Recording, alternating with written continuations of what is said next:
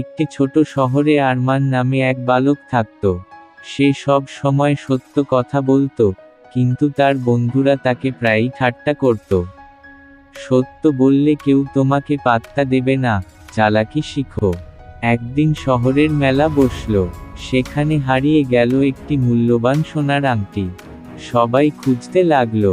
আংটিটি কাকতালীয়ভাবে আরমানের পায়ের কাছে পড়েছিল। সে সঙ্গে সঙ্গে সেটি তুলে মেলার আয়োজকের হাতে দিল। অনেকেই ভেবেছিল আরমান আংটিটি নিজের কাছে রেখে দেবে, কিন্তু সে যেমন ছিল, সত্যবাদী মন নিয়ে তা ফেরত দিল। আয়োজক খুশি হয়ে তাকে পুরস্কার দিলেন এবং সবার সামনে বললেন, এই ছেলেটি আমাদের শেখালো, সত্য ও সততাই মানুষের সবচেয়ে বড় গুণ। বন্ধুরা, এর থেকে আমরা কি শিখতে পারলাম? মিথ্যা দিয়ে হয়তো সাময়িক লাভ হয়, কিন্তু স্থায়ী সম্মান আসে শুধু সত্যের